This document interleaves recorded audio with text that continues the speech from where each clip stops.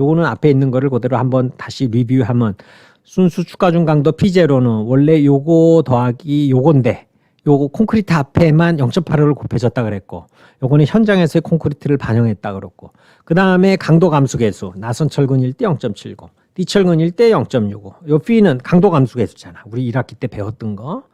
여기가 끝이 아니고 여기에서 또 알파라고 하는 나선 철근 기둥에 대해서 0.85 띠철근 기둥에 대해서 0.80이라고 하는 삭감을 또 시킵니다.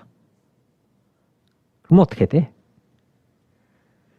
띠철근 기둥이라고 우리가 가정하고 아까 실험실과 현장의 상의에 의한 0.85 그거는 지금 현재 무시했다고 쳐도 일단 0.65로 35%가 깎였잖아. 그 값에서 또 0.8을 곱하면 20%가 그 값에서 또 깎여. 그치? 이건 왜 깎여? 0.85, 0.80은. 이건 편심 때문에. 근데 편심에 대한 고려를 모든 기둥에 적용을 한다 그래도 나선 철근 기둥 일대가 아까 화요일에 얘기했던 것처럼 훨씬 더 유리했잖아. 그렇기 때문에 나선 철근일 땐 0.85, 띠철근일 땐 0.80이라는 값이 들어가게 됩니다. 그럼 이 정도 상황이 딱 되면 많은 학생들이 헷갈려 합니다. 왜? 기껏 P0를 구했더니 거기가 끝이 아니고 몇 번 까먹은 거야 우리가 P0를. 처음에 P0는 내력과 외력의 합이 같다. 그래서 0.85 한번 콘크리트에 곱해졌지. 그 다음에 띠철근 기둥이냐 나선 철근 기둥이냐에 따라 거동에 따라서 기둥이기 때문에 0.75, 0.65를 각각 곱해야 됐지. 그 다음에 예기치 못했던 편심 때문에 또 0.85, 0.80을 또 곱해야 된다는 거지. 그래서 여기 본 대로 여러분들 교재에 있는 거대로 실제 기둥에서 편심이 없는 중심 축하중을 받는 기둥은 거의 존재하지 않는다고 얘기했어요. 일반적으로 띠철근 기둥에서는 단면 치수의 약 10%, 나선 철근 기둥에서는 약 5%의 편심이 최소한 존재하는 것으로 가정을 하는 거예요. 나는 정확하게 중심에다가 얘를 딱 하중을 가할 거야. 그래. 아무리 그랬어도 띠철근은 약 전체 단면 크기의 10%, 나선은 5%의 편심이 존재하는 걸로 가정을 하고요. 이런 편심은 당연히 모멘트를 발생하게 되니까 축하중 강도를 감소시키게 되지. 아까 우리 PM 상강도 형태를 보게 되면 모멘트가 증가하면서 P가 쭉 떨어지는 걸 볼 수가 있었잖아.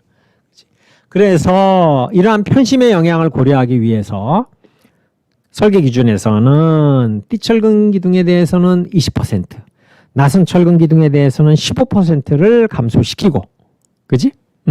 원래의 강도 저강 계수와 그거에 추가로 감소시키는 거예요. 여기서 자꾸 헷갈려요, 학생들이. 그러면 엄밀하게 얘기하면 3번 까인 거야.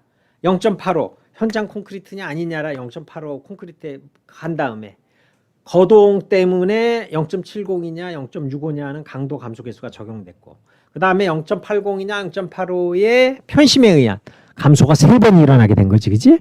그래서 요거를 저렇게 많이 하는구나라고 아울러 기억을 하면서 그거를 잘 고려를 해야 되겠구나라고 여러분 꼭 기억을 하면 좋을 것 같습니다. 그거를 한번 정리해 볼까요? 원래대로라면 P에는 원래 P0를 구한 다음에 요 P0에는 0.85는 들어가 있는 거야. 거기에 강도 감수 계수 0.70이나 0.65 거기에 또 편심에 의한 알파가 들어가게 되면 알파를 나선 철근 기둥일 때 0.85라 그랬지. 띠철근 기둥일 때 0.80이라 그랬지. 요 phi 값은 나선 철근 기둥일 때 0.7 요 phi 값은 요거 0.5 0.65가 됩니다. 그럼 띠철근 기둥일 때는 0.80에다가 0.65 곱하면 얼마나 돼? 5, 8이 40, 6, 8, 48 52%밖에 안 되네. 52%밖에 안 되는데 앞에 0.85까지 곱해진 걸로 한다면 여러분들이 계산한 이 P0는 사실상 반 이하로 떨어진다는 얘기예요. 그죠? 그래서 또 하나는 일반적으로 띠철근 기둥에서는 단면 치수의 10%, 나선 철근 기둥에서는 5%의 편심이 최소한 존재한다고 가정하고 이렇게 최소한 존재하는 편심 때문에 모멘트로 인해서 하중의 축하중 강도가 감소하는 것은 당연하지. 그렇기 때문에 이렇게 띠철근에서 20%, 나철근에서 나선철근에서 15% 요거가 추가적으로 저감시킨 값을 공칭 강도로 사용해야 한다는 겁니다. 난 100점이야 하고 울부짖던 애가 50으로 뚝 떨어지게 되는 상황입니다. 그럼에도 불구하고 많은 사람들이 기둥 설계할 때 그것은 너무 과보수적인 설계다라고 얘기하는 사람은 별로 없어요. 아까 얘기한 것처럼 기둥이 무너지면 전체적인 구조물의 전체적인 거동과 안전성에 문제가 되기 때문에 웬만하면 상당히 보수적인 설계로 본능적으로 갈 수밖에 없어요. 보가 하나 깨지는 거 아까 얘기한 것처럼 일부 보는 몇 개의 휴지로 넣는다 그랬잖아. 하나 깨져도 그 층 조금 손상이 있을 정도, 좀 일반적인 상황에서는 어디도 파괴가 일어나면 안 되겠지만 만에 하나 파괴가 일어난다면 그지? 그래서 이렇게 기둥이 손상이 되게 되면 정말 큰일 나죠. 내가 아이언맨 동영상 한번 보여준 적이 있는데 첫 번째 로켓이 탁 수평비제에 맞았을 때는 조금 이렇게 무너지고 그 건물은 그대로 서 있잖아. 근데 두 번째 로켓이 기둥 그 벽체 수직 부재를 갖다 치는 순간 전체가 무너지게 되죠. 그렇기 때문에 기둥 설계에 있어서는 우리는 지극히 과보수적에 가까울 정도의 안전한 설계를 하는데 초점을 맞추게 되는 겁니다. 자연스럽게, 그렇지? 이번에는 PM 상간도의 P점 한 점 찾았잖아. 이번에는 M축의 M 한 점을 찾아야 되겠지, 그렇지? 그래야 그 균형점을 찾으면 이제 똑똑한 세 점을 찾는 거잖아. 그래서 순수 휘 모멘트 강도 M0를 한번 찾아보게 되는 겁니다.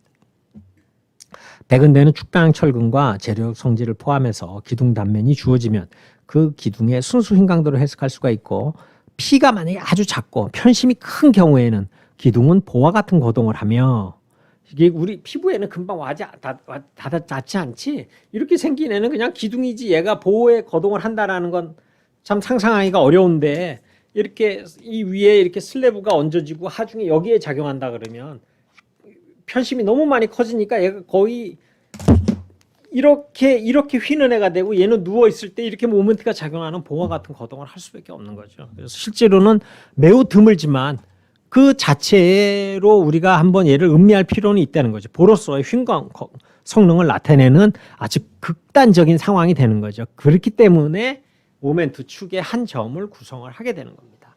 그렇죠?